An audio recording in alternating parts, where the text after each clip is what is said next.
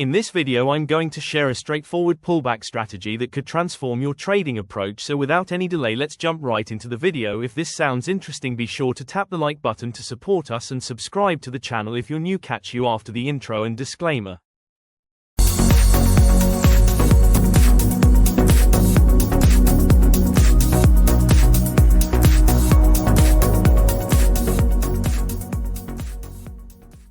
Let's begin with the fundamentals.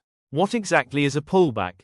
A pullback is simply a temporary price movement against the prevailing trend, basically, a short-term correction. Now, why is this concept so critical to grasp?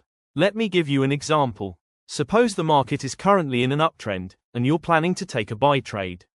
If you have experience in trading, you'd realize that it's uncommon for a trend to continue climbing in a perfectly straight line.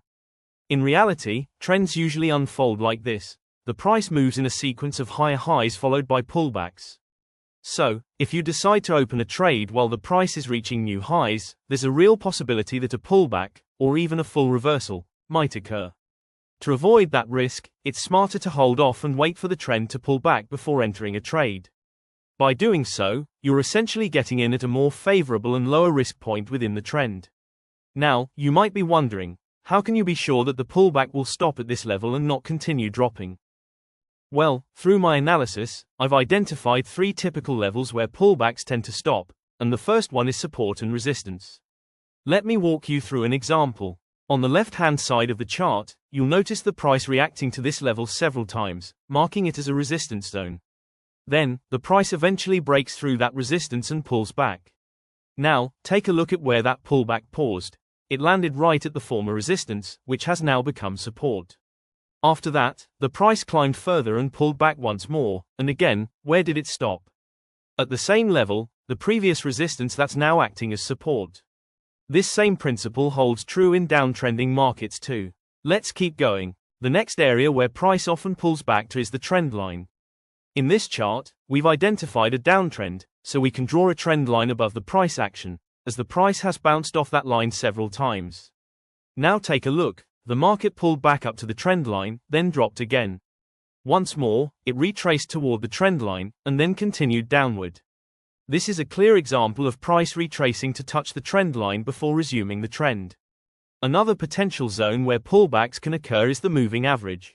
In this case, we've identified an uptrend, so we're using the 50-period moving average as our key level. Keep in mind, for this example, we're applying the 50 period specifically because that's what the market has responded to previously. Markets can also react to other moving average periods like the 20, 100, or even 200 period, so it's important to adjust based on what the price is respecting. As shown here, the market made a pullback right into the moving average. Then it moved higher, pulled back into the moving average, and pushed higher again. That's another example of price retracing toward the moving average before continuing the trend. Now, there are also cases where multiple key levels appear together in one chart. In this scenario, we've applied the 50-period moving average, and the market pulls back, but take a closer look. There's also a support level intersecting at that same area. This is known as a high confluence zone, and typically, when price approaches such a confluence area, there's an increased probability of a reversal forming. However, it's important to note, you shouldn't enter a trade purely because price pulls back to a key level. The market can still break through and continue its move downward, which is why it's essential to combine it with other confirmation tools before committing to a position. One of the confirmation methods you can use is analyzing candlestick patterns. Let me walk you through an example. Here, we're observing a downtrend, where the price is forming lower highs and lower lows. We've applied the 50-period moving average as our key level, and there's also a resistance line intersecting with it, creating a strong confluence zone. As the market retraces toward this confluence, you'll want to watch for signs of price rejection. In this case, we spotted a candlestick formation, specifically, a bearish engulfing pattern where the second candle's body fully covers the prior candle's body. This indicates that, initially, buyers drove the price upward, forming a moderate-sized green candle. However, sellers soon took control, driving the price down, even to the point where it fell below the opening price of the previous candle. This signals that there is strong bearish pressure at this level. For added confirmation, you can wait for the next candle to appear, which, in this example, turns out to be another large red candle. This presents a solid opportunity to consider entering a short position. Let's go ahead and demonstrate this again using a different chart. Looking to the left side of the chart, we identified a resistance zone where the price was rejected several times. Eventually, the price broke through that resistance and then pulled back. To validate whether the price will bounce off this level and continue moving upward, you want to check for signs of rejection in this area. In this case, we spotted a rejection candle, specifically, a hammer, which is identified by a long lower wick. This suggests that sellers initially drove the price down, even breaching the support level, but then buyers stepped in, pushing the price back up, showing strong bullish momentum at this zone. To strengthen that confirmation, the next candle was a large green candle, signaling continuation to the upside. So, this represents a valid opportunity to consider a long entry. To sum it up, the key is to identify candlestick patterns that indicate rejection at key levels. Moving forward, another confirmation method you can apply is known as the break of a trend line.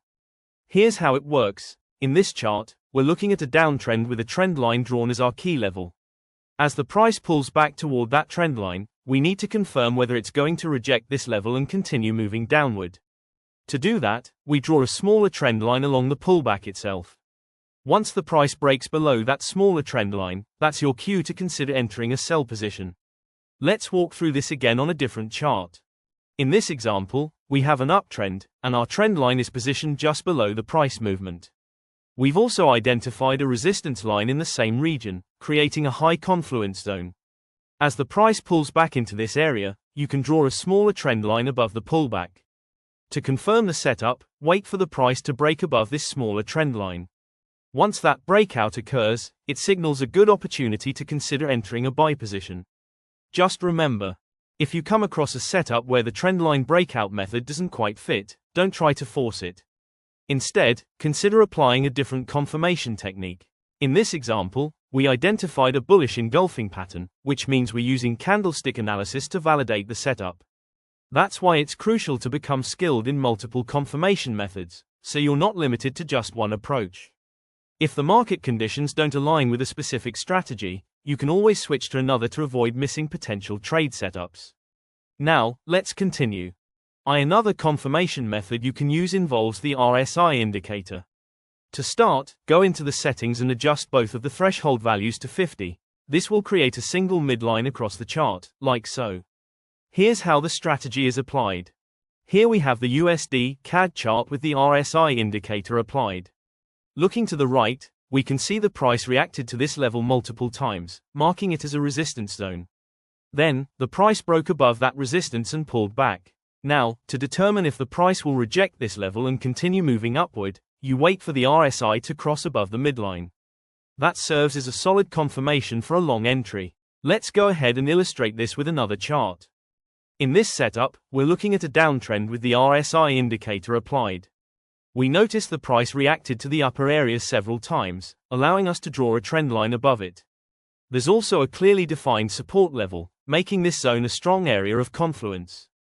As the price rises back into this region, we need confirmation that it will reject the level and resume moving downward. To confirm that, we wait for the RSI to cross below the midline. This gives us a solid signal to consider entering a short position. So there you have it. A straightforward pullback trading strategy you can start applying right away. That's it for today, traders. Thanks for tuning in and watching this video.